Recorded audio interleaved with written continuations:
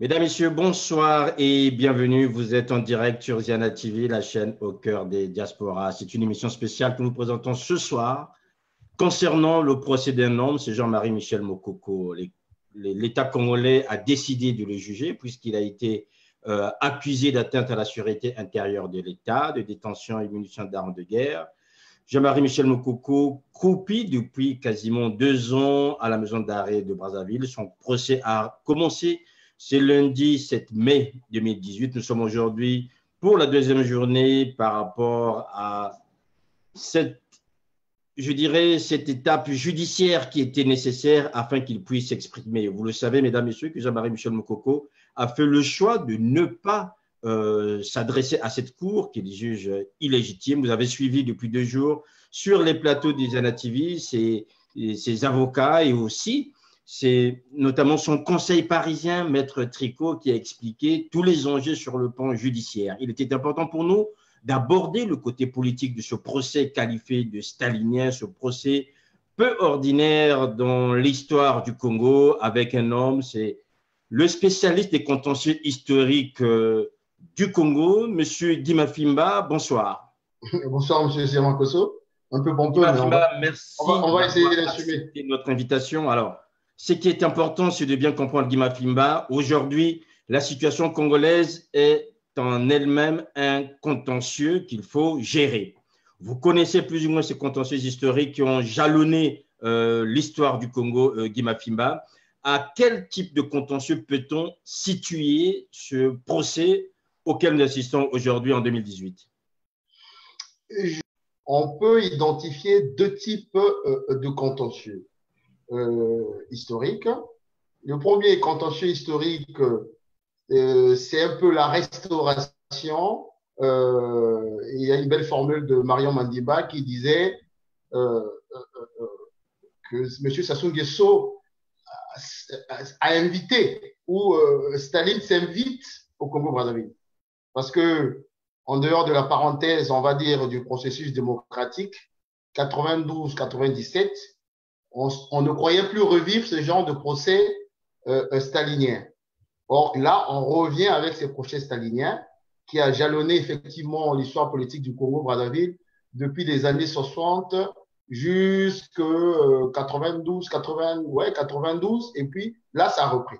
Ça, c'est la première grille de lecture. La deuxième grille de lecture, ce procès aussi a une nature dans un conflit contentieux historique parce que je pense que à travers ce procès, on voit en fait deux catégories, on va dire des officiers qui sont en face.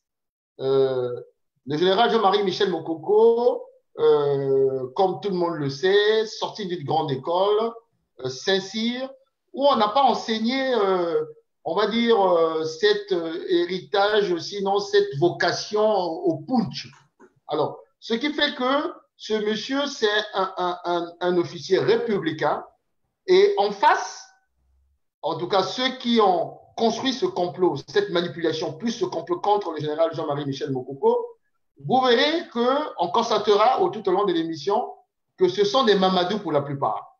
Quand vous partez de Jean-Dominique Okemba, d'Atipo qu'on vient de citer, des Jean-François Ndengue, ce sont des Mamadou, ce ne sont pas des officiers républicains. Ce sont des officiers qui ont été formatés dans le complot en permanence. Et là, on voit face à face deux catégories d'officiers. Le général Mokoko, qui incarne ces officiers républicains formés dans les grandes écoles, et une espèce de ramassis d'officiers que j'appellerais des parvenus, et qui sont là, qui se cramponnent, et qui ne veulent pas entendre parler des officiers républicains. Alors, Guy Mafimba, certains vous rétorqueraient en disant que si Mokoko était si républicain que ça, il ne serait pas aujourd'hui à la barre. Oui, c'est soit de l'ignorance, de la mauvaise foi, ou encore, je dirais, tout simplement une espèce de grille de lecture tordue. Le général Jean-Marie Michel Mokoko, juste un exemple, et beaucoup ne le savent pas, le général Jean-Marie Michel Mokoko fait partie de ces 3 officiers qui ont concouru à la tenue de la conférence nationale souveraine. Le général Jean-Marie Michel Mokoko est chef d'état-major de l'armée, souvenez-vous. Le général Ngolo, paix à son âme, est ministre de la Défense et le général Golondele est patron des services. Ce sont ces trois officiers, parce qu'il faut toujours le rappeler, qui ont permis la tenue de cette conférence nationale parce que la machine de répression de Sassou, là, on verra toujours ces officiers un peu Mamadou qui sont arrivés un peu à la va-vite au sein de la hiérarchie militaire qui voulaient réprimer la tenue de cette conférence nationale. Mais ces trois officiers, parmi les trois, il y a seul Ngolo qui est, on va dire, un sac au dos, mais Golondele, formé à la gendarmerie, à l'école de gendarmerie française, le général Jean-Marie Michel Mokoko, formé à Saint-Cyr, qui ont dit non, la République ne peut pas mettre son armée au service des intérêts qui vont à l'encontre du peuple congolais. Donc, ceux qui le disent n'ont pas certainement cette information. Deuxième information, lors de la transition, le général Mokoko a eu la possibilité de faire un coup d'État. Beaucoup l'ignorent. Lorsqu'il a enfermé toute la classe politique. Non, c'était sous le président Lissouba. Fermé, quasiment, encercler toute la classe politique pour qu'il trouve une solution à la crise entre la majorité présidentielle de l'époque et les partisans de Kolela Sassou. Ses proches collaborateurs, les généraux Mabika et autres, qui étaient ses plus proches collaborateurs, lui ont demandé qu'il prenne le pouvoir ce jour-là. Il pouvait le prendre. Mais en tant qu'officier républicain, il a refusé. Il a dit non. On va les obliger à trouver une solution politique et puis nous les accompagnerons. Donc voilà un peu deux exemples qui peuvent témoigner de l'esprit républicain de cet officier général. Et je dirais encore un troisième exemple. Il fait partie des trois généraux, toujours les mêmes, qui n'ont pas participé aux événements, à la guerre civile de 97. Il avait refusé, comme le général Golondele, comme le général Ngolo, de ne pas participer d'un camp contre de l'autre à ces hostilités qui étaient des hostilités malheureusement internes. Voilà. Alors, Yema Fima, il faut dire aussi que, outre votre statut aujourd'hui en tant que spécialiste de contention historique, vous êtes aussi membre de la task force qui a été mise en place il y a quelques jours en faveur de Jean-Marie Michel Mokoko, notamment qu'il soit lui le leader politique au sein de l'opposition. Or, vous le savez, l'opposition aujourd'hui est quasiment morcelée. Comment est-ce que cette action que vous avez mise en place à Paris peut accompagner aujourd'hui Jean-Marie Michel Mokoko, qui fait l'objet d'un procès en ce moment? Le procès Jean-Marie Michel Mokoko, c'est un procès politico-juridique.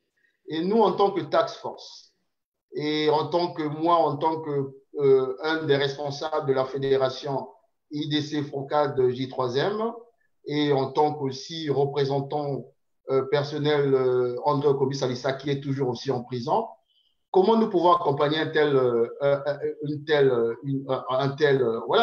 contentieux, un tel événement?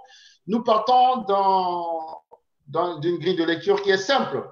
Lorsque nous avons créé la task force, c'était de doter, l'objectif de la task force, c'était de doter ce que nous avons appelé la nouvelle majorité républicaine, d'un chef, parce que nous avons estimé que vous ne pouvez pas mener un combat politique lorsqu'il n'y a pas un homme qui incarne ce combat politique. Mais on n'a pas choisi Mokoko par hasard. On a choisi Mokoko parce que Mokoko fait partie des deux derniers candidats qui, selon nos résultats en tout cas, devaient se retrouver au deuxième tour. Malheureusement, Parfait Kolela n'a pas voulu faire respecter les suffrages de notre peuple et Mokoko paye le prix aujourd'hui parce qu'il a dit non, comme André Kombi Salissa, de ne pas accepter le hold-up électoral. Donc, nous l'avons propulsé pour cette raison. Ça, je tenais à le dire. Maintenant, comment nous accompagnons? Nous accompagnons ce qui se passe aujourd'hui, ce drame, en utilisant des leviers politiques. Les juristes, les conseils de général Mokoko s'occupent de tout ce qui est levier judiciaire. Raison pour laquelle ils sont en train de saisir de gauche à droite un certain nombre d'organisations internationales. À Brazzaville, ils accompagnent le général Mokoko pour le conseiller sur un certain nombre de lignes de défense. Mais nous, en tant que task force, nous sommes dans le volet politique, dans la dimension politique. Depuis que on a commencé ce procès depuis hier, j'ai utilisé une formule, je dis, nous devons faire le procès du procès politique. Parce que le procès politique Pour gagner un procès politique, il faut gagner la bataille de l'opinion. Il faut gagner la bataille de l'opinion. Raison pour laquelle nous, depuis hier, nous sommes en train de nous organiser, nous nous organisons, nous activons à battre en brèche tous les arguments politiques que le pouvoir, à travers sa justice aux ordres, veut utiliser contre le général Jean-Marie Michel Mokoko, qui est le patron de la nouvelle majorité républicaine. Voilà un peu, on pourra revenir sur les détails sur un certain nombre de leviers que nous avons mis en place depuis hier. Voilà, des leviers que vous avez mis en place, Guy Mafimba. Il faut dire aussi que l'opposition, la lecture, je dirais, politique de ce procès est quand même, je dirais, ambiguë, puisque vous, en tant que task force, on vous entend, mais l'autre partie de l'opposition, on ne l'entend pas. Jean-Marie Michel Mokoko, aujourd'hui, est quasiment seul, je dirais, dans cette salle. Il n'y a pas ses compagnons politiques qui l'ont soutenu. On ne voit personne, Guy Mafimba. Et on sait aussi qu'aujourd'hui, le morcelage de l'opposition entre Claudine Mounari, je dirais, Parfait Kolela et M. Tiati Mabiala, on se rend bien compte que cette opposition aura du mal à récupérer ou à dire quelque chose politiquement par rapport à ce procès, surtout par rapport à Jean-Marie Michel Mokoko. Non, il ne faut pas faire cet amalgame. Il n'y a pas plusieurs oppositions. Il y a une opposition contre le pouvoir et il y a une opposition du pouvoir. Tiati Mabiala, les Parfaits Kolela, d'ailleurs, ils se sont retrouvés dernièrement pour mettre en place leur fameuse coalition avec les Nick Fila et autres. Vous verrez bien que c'est pas sérieux tout ça, parce que dans aucun pays au monde, on a vu un chef de l'opposition nommé par le pouvoir. Ce qui revient à dire que cette opposition qui se dit opposition est disqualifiée de fait. Donc, elle n'a rien à dire, bien au contraire. Je le dirais de manière cynique. Cette opposition souhaite même que Jean-Marie Michel Mokoko soit condamné, enfermé. Enfin, personne ne l'a dit officiellement, Guy Mafimba. Il y en a qui le pensent. C'est l'intention que vous faites à l'opposition, alors. Il y en a qui le pensent. Souvenez-vous, j'ai une mémoire d'éléphant. Qu'est-ce qu'avait dit Pascal Tiati Mabiala lorsque on a arrêté Jean-Marie Michel Mokoko et Okombi? Qu'est-ce qu'il avait dit? Nous attendons le procès et nous allons nous prononcer lorsque le procès va commencer. Le procès a commencé depuis hier. Tout le monde a commencé à constater des irrégularités depuis la procédure. Vous avez encore entendu parler de Tiati Mabiala? Vous avez entendu parler de Parfait Kolela?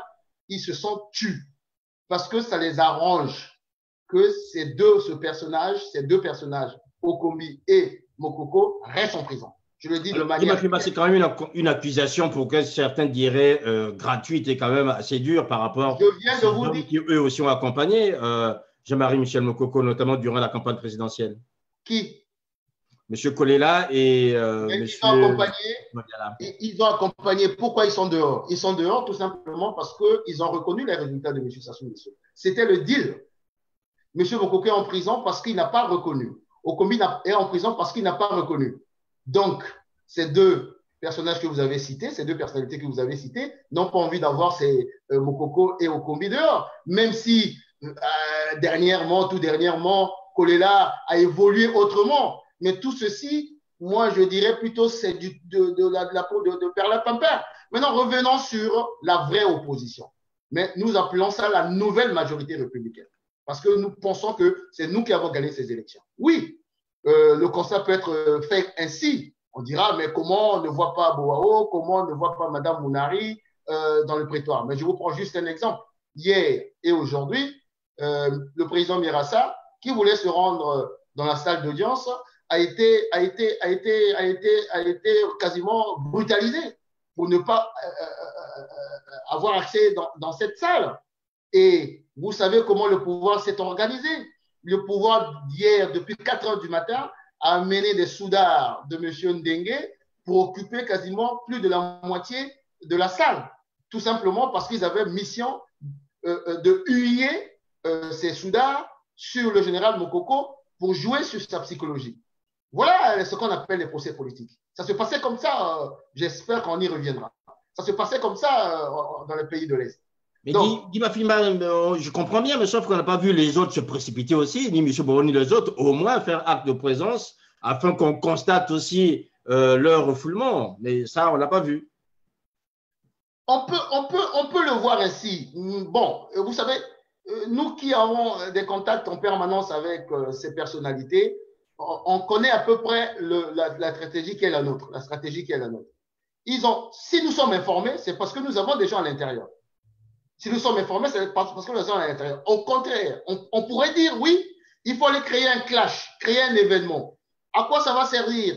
Ceux qui le disent, peut-être en raison, peut-être en tort, mais tout est-il que je venais de vous donner une des raisons, tout simplement parce que nous savons le pouvoir à lister un certain nombre de personnalités qui ne doivent pas avoir accès à la salle. Clément Mirassa, qui a tenté de le faire hier et aujourd'hui, n'a pas eu gain de cause. J'irai même plus loin. L'OCDH, qui est une ONG, je dis bien ONG, n'a pas accès à la salle d'audience. Combien de fois des personnalités qui sont considérées comme des opposants radicaux, comme le dit le pouvoir. La dernière fois, ils sont sortis au rond-point de Mungali. Vous avez vu, ça s'est terminé quoi? Par des coups de feu. On a tiré sur l'aide de camp de Mme Mounari. Donc, nous pensons qu'il y a une stratégie qui est derrière cela. L'objectif pour nous, c'est d'avoir les informations en temps réel. Nous les avons, parce que nous avons des hommes à l'intérieur, pas des moindres, qui suivent pour nous ce procès et qui peuvent nous donner des informations à exploiter dans notre registre politique.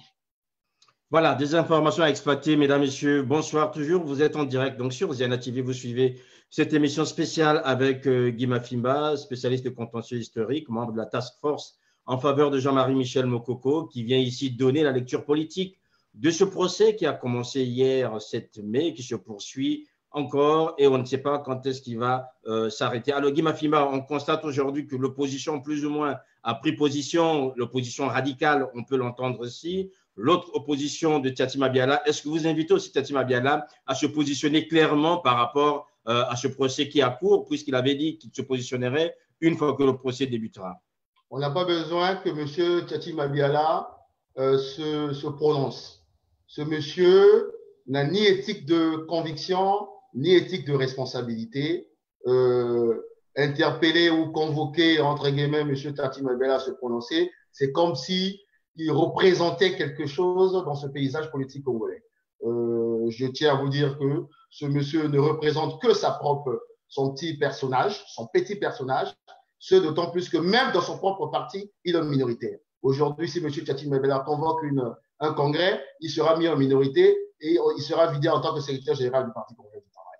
Ils ont pris leur responsabilité d'accompagner M. Sassou Nguesso dans son aventure et l'histoire juge implacable jugera les Tiati Mabiala et les autres parce qu'ils sont dans une espèce de complicité dans la mise en place et dans la consolidation d'une tyrannie qui aujourd'hui nous a ramené au temps du parti unique triomphant où on a organisé des procès staliniens. Et ça ne m'étonne pas. Je tiens à vous dire aussi que M. Tiati Mabiala a été un membre éminent du PCT. Il était même à l'école du parti. Je crois qu'il occupait une fonction importante. Donc, je crois bien qu'il doit se retrouver à travers ces procès staliniens qui seront organisés ou qui sont organisés au Congo-Brazzaville.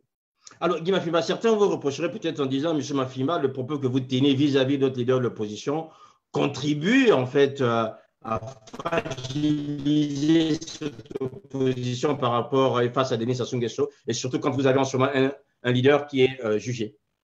Non. Il arrive un moment dans la vie, il faut savoir clarifier. On ne peut pas mener un combat politique lorsque on mélange les torchons et les serviettes.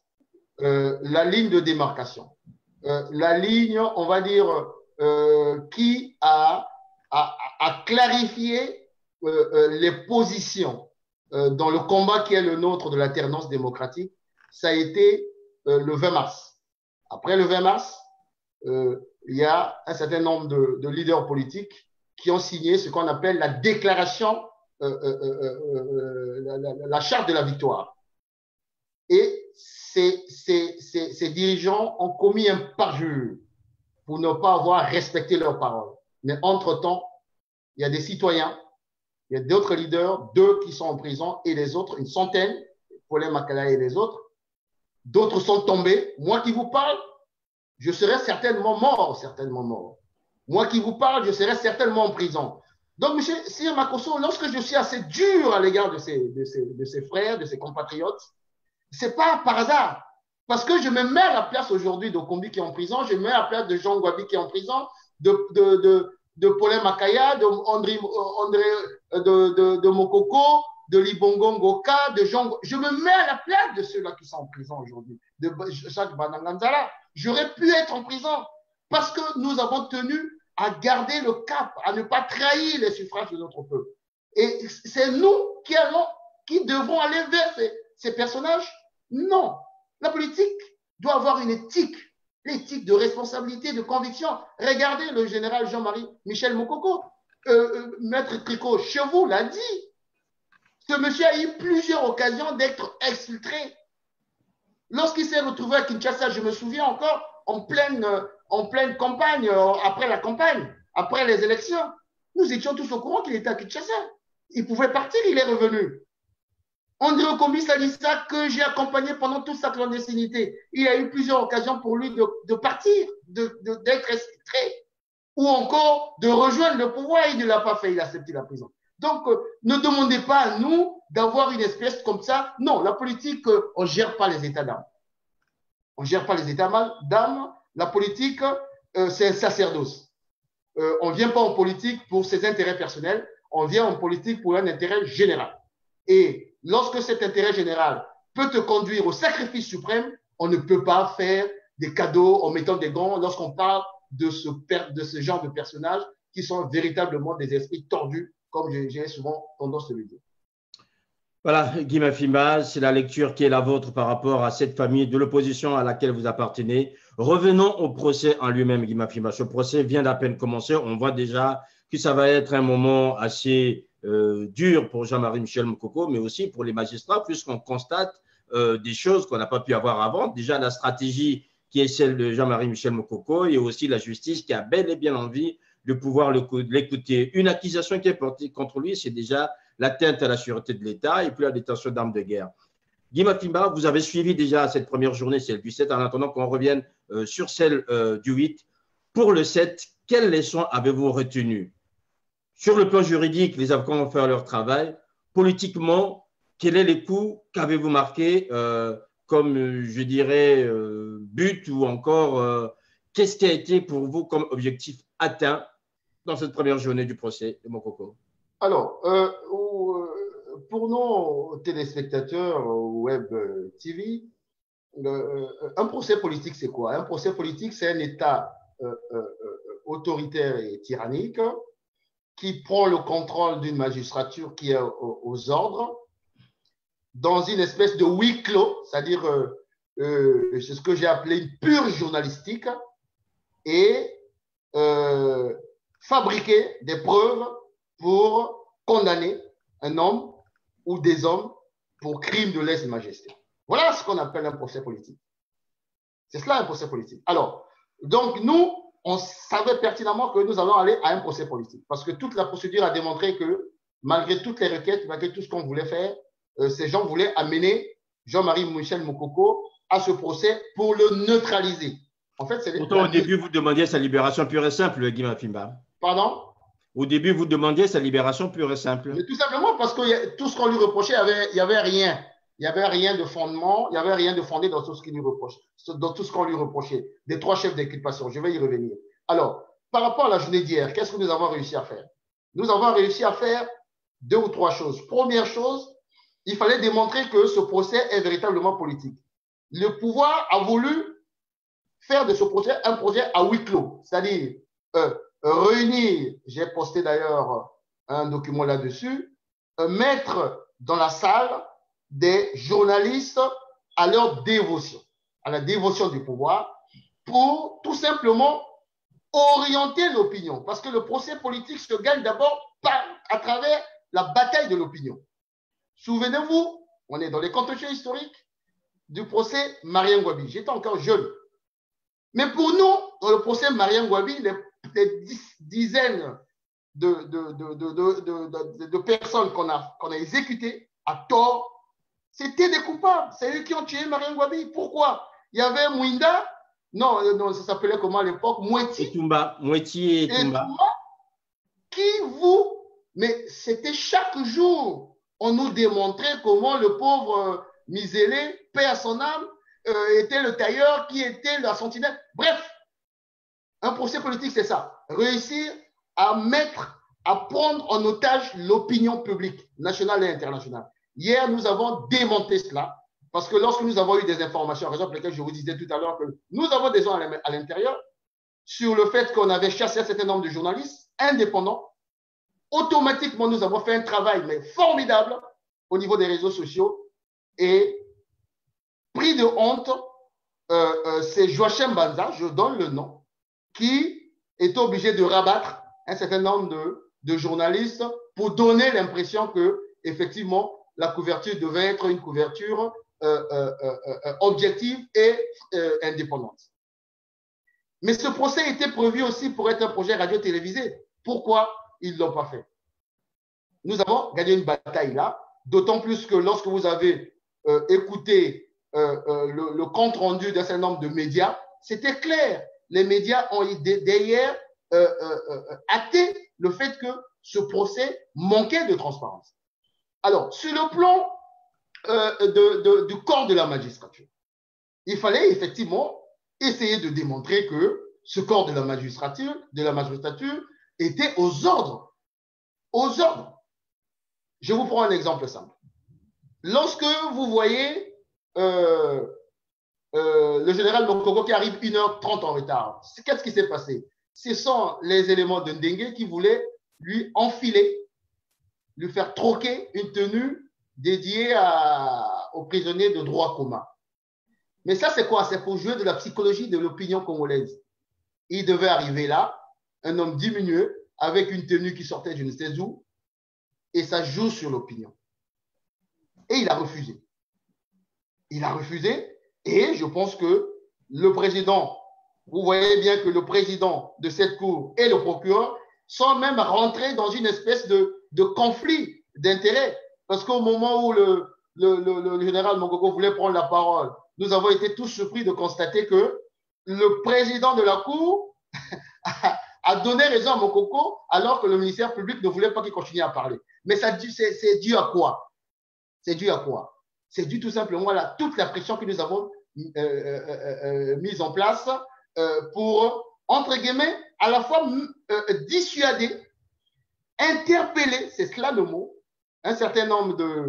interpeller un certain nombre de magistrats sur leur responsabilité historique. Parce que autant on a connu les Madjou, les Okoko comme procureurs, on n'était pas à l'heure des réseaux sociaux. Nous sommes aujourd'hui à l'heure des réseaux sociaux. Raison pour laquelle hier, vous avez vu, nous avons publié les photos de tous ces magistrats et de tous ces avocats qui sont pour nous des avocats mafieux, des avocats du diable, pour leur dire, vous êtes en train de participer à un simulacre de procès. Votre éthique devait vous dissuader. Voilà les leviers politiques que nous avons utilisés. Et bien entendu, nous avons démontré que dans un procès qui est un procès libre, les gens doivent avoir accès le plus librement du monde. Mais qui est-ce qui a mis sur la place publique tous les barrages qui ont été mis pour éviter que les partisans du général Mokoko et de la fédération arrivent, pour éviter que les personnalités arrivent et autres. Et enfin, les arrestations. Et j'en profite pour tirer mon coup de chapeau à ras-le-bol, les associations ras-le-bol, les jeunes de la fédération, les Franck Zila, les Kinouani et les Landry Boubeya et autres, qui depuis hier ont mené des actions de mobilisation dans leurs droits, mais ils ont été persécutés. Vous savez ce qui s'est passé à Pointe-Noire? Nous avons encore des jeunes qui sont disparus, destinations inconnues, à Brazzaville. On n'a pas encore des informations. Mais tout ça, une fois mis sur la place publique, c'est l'opinion nationale et internationale qui hier a compris que, mais finalement, nous sommes dans un procès politique. Voilà, en quelques mots, en quelques exemples, l'illustration de ce que nous avons eu à faire dans le cadre de nos actions politiques pour démontrer que ce procès est véritablement un procès politique et qu'en cela, les juristes ont déjà pris le relais pour demander à ce que les organisations internationales arrêtent ce simulacre ou ne rejettent toutes les décisions qui seront prises à la suite de ce simulacre. Voilà, Guy Mafimba, vous venez de dire un peu le gain politique de cette première journée du procès Mokoko. Je rappelle, donc, mesdames et messieurs, vous êtes en direct sur Ziana TV. Nous abordons le côté politique de ce procès de Jean-Marie Michel Mokoko, puisqu'aujourd'hui, que ce soit ses avocats ou encore les gens qui le soutiennent, qualifient désormais un procès politique contre un homme qui, lui, a été désigné comme étant le vainqueur des élections présidentielles passées. Vous pouvez aussi intervenir, vous pouvez interpeller Guy Mafimba. Vous avez le lien afin de pouvoir vous connecter pour arriver sur la plateforme pour que vous vous exprimiez sur ce procès qui se déroule actuellement au Congo, le procès de Jean-Marie Michel Mokoko. Guy Mafimba, la deuxième journée était consacrée aux experts. Là aussi, les choses ne sont pas passées telles que prévues. Je suppose que pour vous, en tant que, je dirais, personnalité qui accompagne Jean-Marie Michel Mokoko, pour l'instant, c'est vous qui avez la main sur ce procès, diriez-vous, Guy Mafimba? Oui, on peut se satisfaire de ce que vous avez un homme qui s'appelle Jean-Marie Michel Mokoko, droit dans ses bottes, et sorti d'une école, d'une grande école, dans le mérite, il doit un certain nombre entre guillemets, voilà, de responsabilités par rapport à son mérite. Et lui et ceux qui sont à l'extérieur, que ce soit ses conseils, que ce soit nous les politiques, il y a une espèce de symbiose, il y a une espèce d'état d'esprit qui fait en sorte que c'est aujourd'hui la vérité qui est en train de triompher progressivement. Et c'est le mérite qui est en train de triompher. Et surtout, c'est le vice qui est en train de rendre hommage à la vertu progressivement. Juste pour la première journée d'hier, vous avez constaté à Brazzaville, aucun responsable politique du pouvoir n'a osé prendre la parole pour ne serait-ce que commenter cette première journée. Parce qu'ils étaient tous complètement, complètement assommés par cette première journée qui leur a été très défavorable. Le peuple a compris. Pour cette deuxième journée, effectivement, elle a commencé par cette espèce de requête sur l'immunité juridictionnelle de Jean-Marie Michel Mokoko. Me semble, je n'ai pas tous les détails, qu'il devait délibérer par rapport à ça, parce que le général Mokoko s'est expliqué encore sur cela. Là, il a évoqué les valeurs républicaines, parce que lorsqu'on écoutait l'argument de la Cour, c'était de dire oui, ce décret n'était plus valable, mais pour des raisons complètement fantaisistes, et il a rétorqué avec la manière. Bon, maintenant, une fois que ce dossier n'est pas évacué, mais reste toujours en suspens, la tactique de Jean-Marie Michel Mokoko, les conseillers juridiques le diront mieux que moi, consiste toujours à être là, ne pas s'exprimer, mais à chaque fois qu'il y a une ouverture, il y a une brèche, ils s'engouffrent dans cette brèche-là. Et eux, ils ont commencé à ouvrir les scellés à travers ces trois chefs d'inculpation. La vidéo, parce que soi-disant que le général Mokoko préparait un coup d'État, la détention des armes de guerre et les troubles à l'ordre public par rapport à son appel à la désobéissance civile. Ils ont commencé évidemment par cette fameuse vidéo. C'est là où je répondrai d'emblée à qu'est-ce que vous faites. Si vous avez remarqué sur nos profils, un peu partout aujourd'hui, nous avons commencé à apporter des arguments solides sur cette vidéo montée dans des officines d'escrocs à Paris et dont l'un des instigateurs, l'un des acteurs principaux, c'est M. Tony Moudilou, qui, comme par hasard, n'a pas osé, n'a pas eu le courage de faire le déplacement à Brazzaville. Mais nous avons déjà commencé à sortir, entre guillemets, nos contre-arguments. J'ai dit, nous allons faire le procès du procès politique. Donc, on a projeté cette fameuse vidéo. Le général a exigé la présence de M. Tony Moudilou pour qu'il y ait confrontation. M. Moudilou n'est pas venu. Mais comme le pouvoir, dans ce triptyque, voilà la lecture politique, manipulation, complot, violence. Le procès Mokoko, c'est ça. On a manipulé Moudilou pour monter un complot et pour violenter le général Jean-Marie Michel Mokoko. Mais l'élément essentiel, le noyau dur de cette manipulation, Moudilou a compris que s'il va à Brazzaville, il risque de se faire buter. Pourquoi je le dis? Son mentor, c'était Maïnda Bakala, paix à son âme. Il n'est plus de ce monde. Et ils savent ce qu'ils ont fait ensemble. Ils savent ce qu'ils ont fait ensemble. Donc, M. Moudilou, le deal, selon mes informations, on lui avait pas, il n'était pas satisfait du deal, notamment financier, du premier deal. Et aujourd'hui, il a posé un certain nombre de conditions. Je tiens à vous dire que M. Moudilou a déjà un billet pour Brazzaville. Il a déjà un billet pour Brazzaville. Mais il n'a pas voulu aller sur Brazzaville. Il sait pourquoi il ne veut pas aller à Brazzaville. Parce que ce qu'on lui avait promis hier, on ne lui avait pas donné en totalité. Et là, il a exigé un peu plus. Il a exigé des garanties. Mais tout est-il que cette vidéo, c'est un gros montage. Un gros montage. Pour deux raisons. La première raison, la personnalité même de celui qui a sorti la vidéo. Monsieur Moudilou, peut-être beaucoup ne le savent pas, je l'ai dit encore aujourd'hui dans mon profil, moi je le connais depuis les années 93. Il était avec Milongo, il est passé avec Kolela, après il est parti avec Souli Souba, il avait un journal Songui Songui financé par Madame Mouna. Bref, c'est un personnage sulfureux qui vit de ça.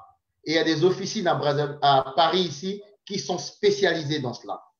Et j'ai dit dans mon profil, dans mon post de ce jour, qu'à 2 reprises, j'ai quasiment empêché M. Moudilou de rencontrer le général Yombi et le général Golondele à l'époque.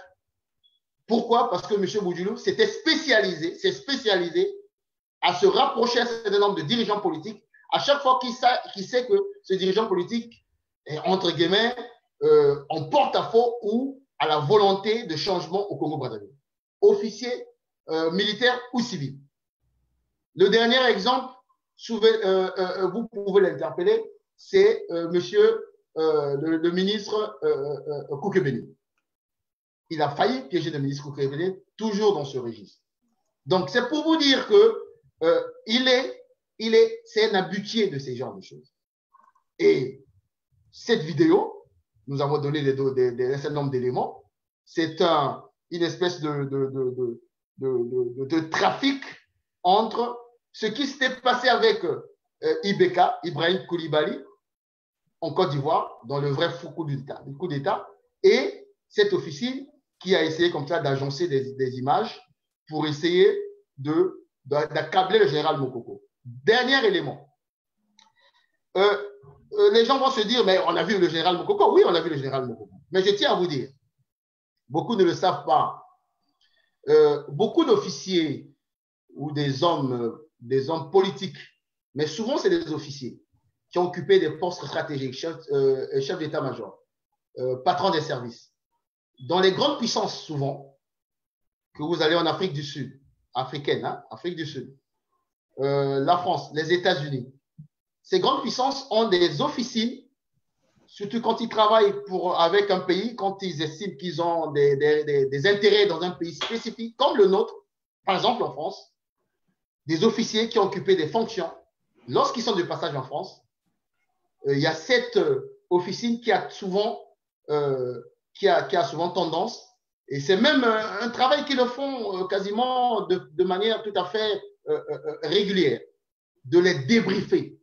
Parce que pour eux, ça reste des référents pour connaître la situation politique, militaire, sécuritaire dans ces pays, d'autant plus qu'ils ont des intérêts. Toutes les grandes puissances ont ces services dans leurs services secrets, on va dire. Et je crois comprendre, je ne suis pas dans cette espèce mais je crois comprendre que le général Mokoko, comme d'autres officiers, Sassoum lui-même l'a fait lorsqu'il était en exil ici, a l'habitude de discuter, d'échanger avec ses collègues, d'autant plus qu'il est saint-syrien.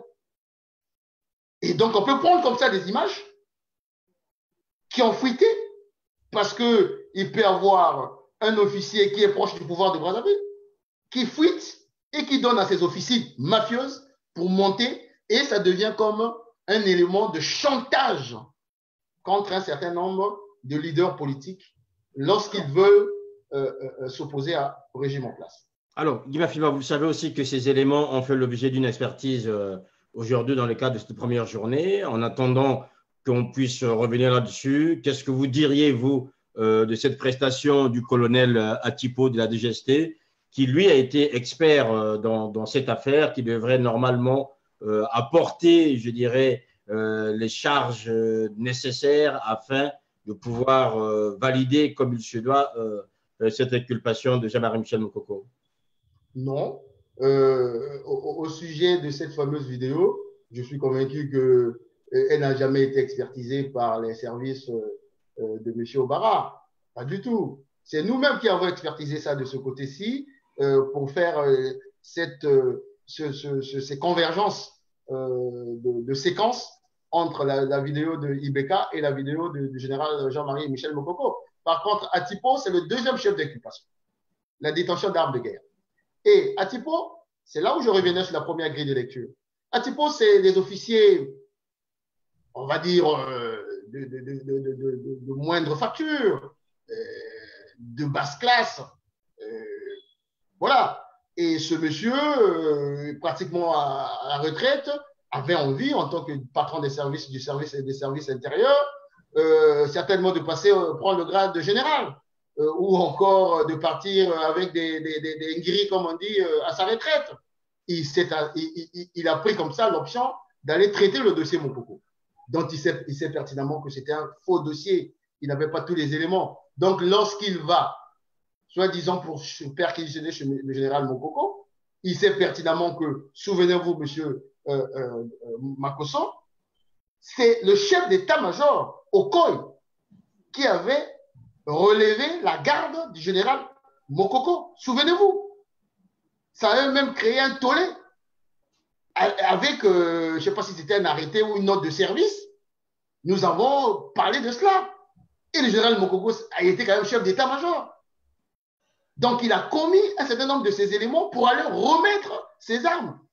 Et je vais vous dire, c'est quoi ces armes?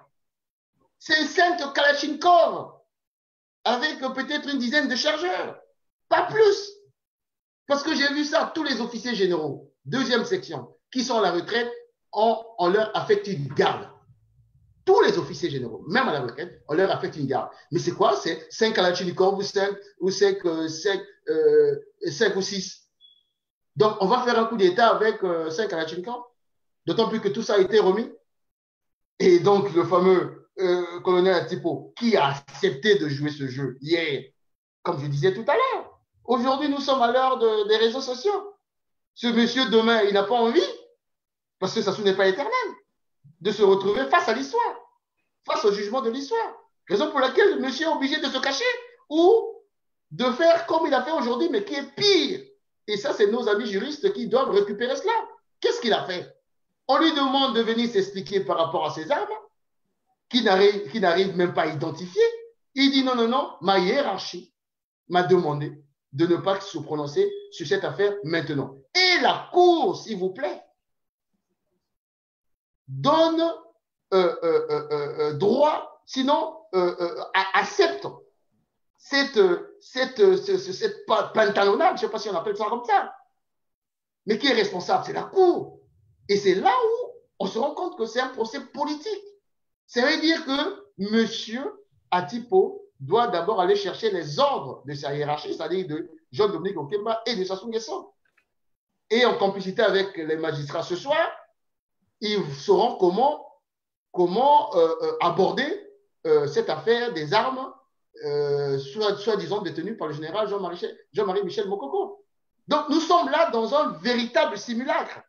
Ce qui fait que le premier chef d'inculpation est tombé, alors qu'on est à peine 2 jours du procès, est tombé, parce que le témoin à charge n'est pas là, parce qu'ils n'arrivent pas eux-mêmes à faire une expertise de cette vidéo, et nous avons démontré que cette vidéo est montée, premier chef d'inculpation est tombé.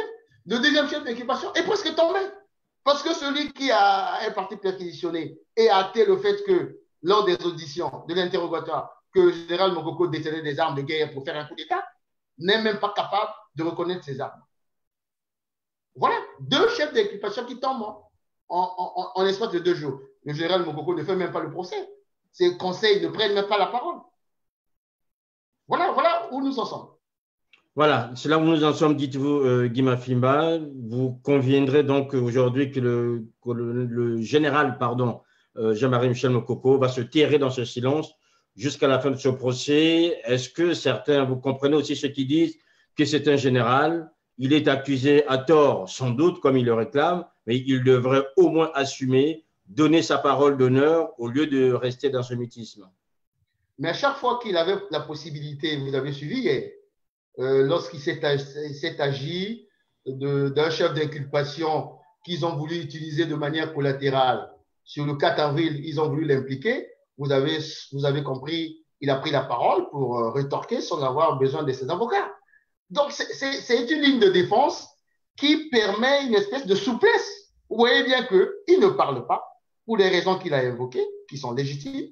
J'ai une immunité juridictionnelle, mais en même temps, lorsqu'il y a une brèche qui s'ouvre, ça cogne. Et quand ça cogne, ça ne pardonne pas. Et tout à l'heure, il a fait la leçon à ces magistrats sur leur contre-argument de ne pas valider l'immunité juridictionnelle. Il leur a fait une leçon de droit. Moi, je ne suis pas juriste, mais je peux vous dire que j'ai été quand même assez assez surpris de cette connaissance du général. Donc, c'est une ligne de défense. Je suis très mal placé pour vous donner un peu plus, donner mon avis là-dessus. Je crois aux juristes, je crois au conseil, que ce soit de Paris, que ce soit de Brazzaville. Mais 2 jours après, je me rends compte que c'est la meilleure ligne de défense. Parce qu'il ne faut pas aussi donner l'impression que nous participons à un simulacre, alors qu'on sait pertinemment que la décision va être prononcée depuis Pila. Voilà, une décision, dites-vous, Guy Mafimba, qui viendra de Pila. On arrive, Guy Mafimba, à la fin de cet entretien pour donner votre avis en tant qu'acteur politique, en tant que spécialiste de contentieux historique concernant le Congo par rapport à ce procès Mokoko. Ce n'est que 2 jours après, on part de surprise en surprise.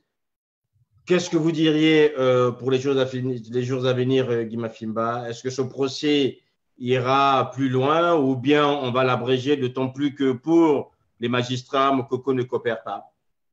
Non, ce n'est pas que le Mokoko ne coopère pas.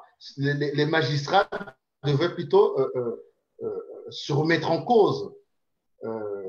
Moi, je dis tout simplement, j'interpelle ces magistrats pour leur dire attention, on parle de contentieux historique.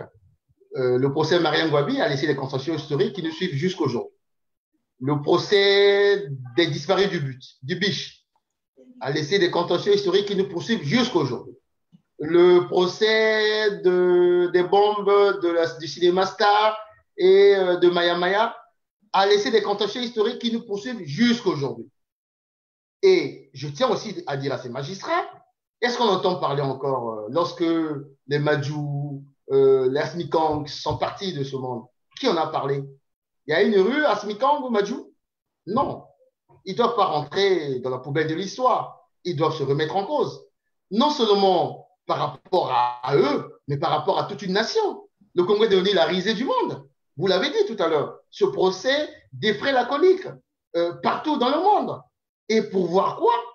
Pour voir des gens qui ont été soi-disant formés dans nos écoles, qui se comportent comme des véritables malfrats. Quelqu'un a parlé tout à l'heure du droit Oyo Sapien. Du droit Oyo Sapien.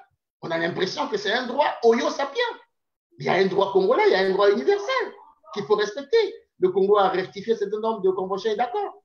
Donc, je pense qu'il est temps que ces magistrats arrêtent ce cinéma, ce simulacre, et qu'ils se remettent en cause, qu'ils prennent les bonnes décisions, parce que nous reviendrons toujours sur le péché originel, ça soit tenter une aventure, de vouloir rester au pouvoir par la force, et en cela, il a voulu neutraliser ses concurrents.